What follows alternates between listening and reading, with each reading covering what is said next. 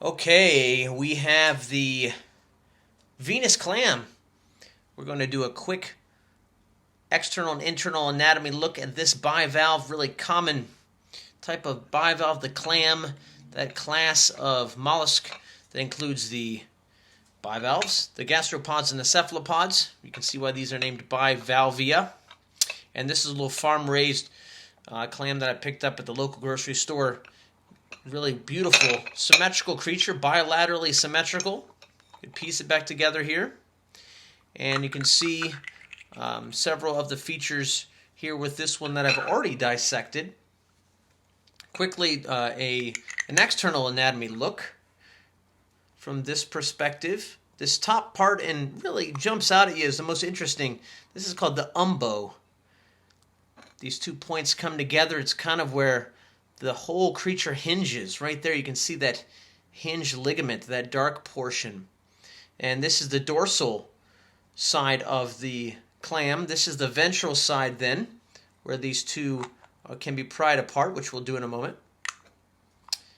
And this side is the anterior, and this side is the posterior. And it's going to differ by species. This one's kind of pointed on the posterior. This one's a little more rounded on the anterior, but that's not always that way. You can see these calcium carbonate growth rings. I'm not going to try to age this clam. I haven't researched that. That's a quick look at the external anatomy. Now let's dig in to this creature and take a look at the internal anatomy. So our scalpel, our angled probe, and our tweezers, really all you need here.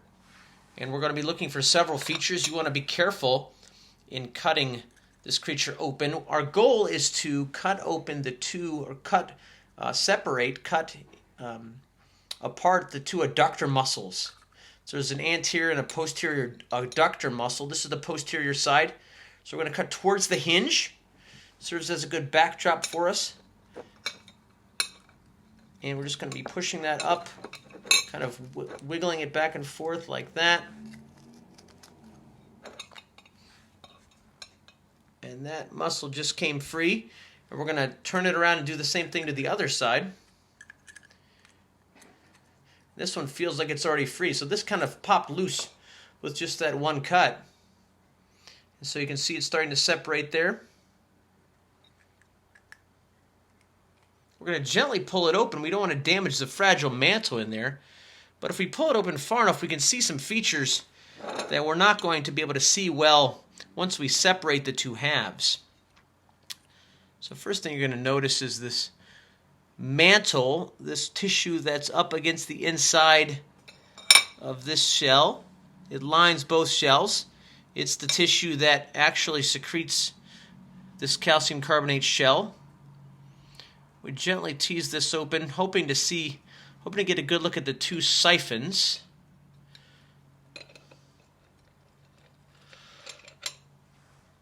And you can start to pull that mantle down. We want to see the siphons, and we want to see the gills and the heart and the foot and the stomach. And so I'm going to try to pry it open a little bit further. See the large muscular foot right there, prominent piece, part you'll eat.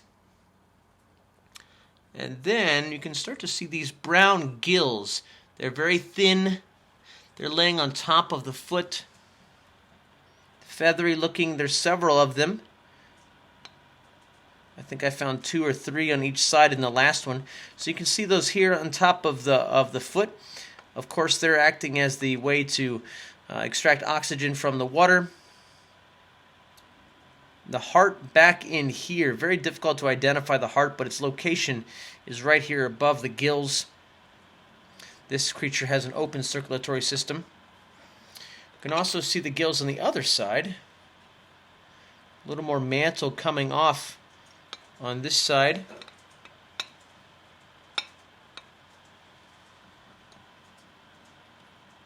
So we're going to go ahead and pull that tissue. You can see part of the siphon there. Siphon, an incurrent and excurrent siphon. Easiest to tell because of the discoloration. And this one was not as discolored as my last one. The last one really kind of had a yellow-orange look to it. You can see these grooves that mark the extent of the siphon muscular tube that's going to pump water in and then wastes and other materials out. I'm going to pull that apart so we can get a good look at these gills.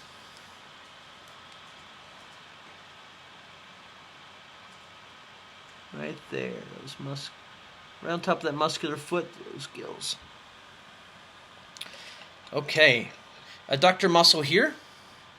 We cut through that nice firm adductor muscle. Another its companion here, and then on this side as well, adductor muscle. Job to keep the creature inside, safe from predators, from drying out, desiccation, etc. Part of the gill structure here as well.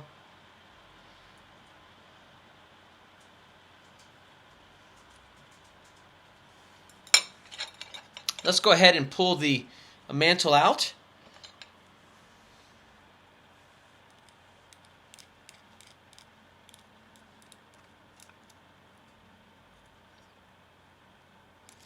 And separate the two halves.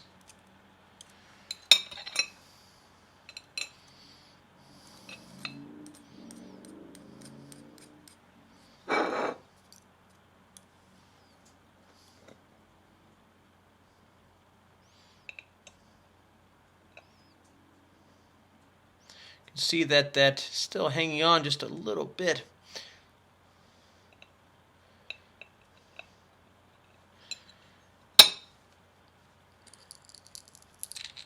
That'll snap easily.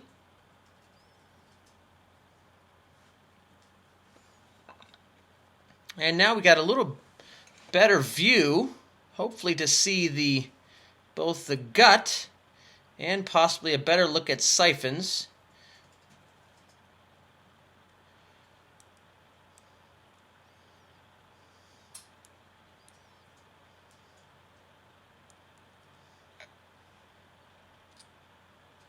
There's the mantle spread back out beneath it again.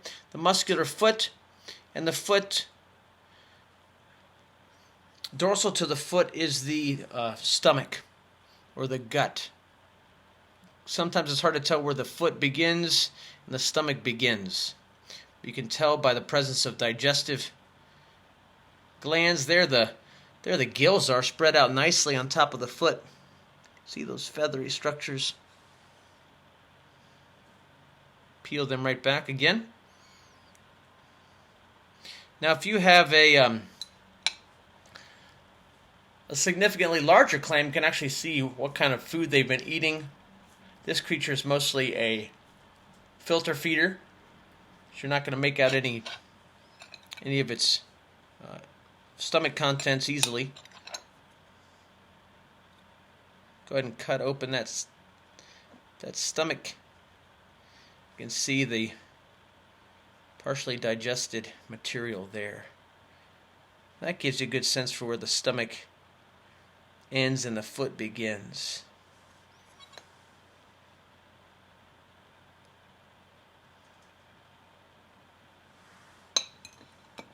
Didn't have a very good look at the siphons in this one, unfortunately. I probably ruptured them when we opened it. Looks like maybe a little bit of a better view on this side. Yeah, there you can see the siphon tube.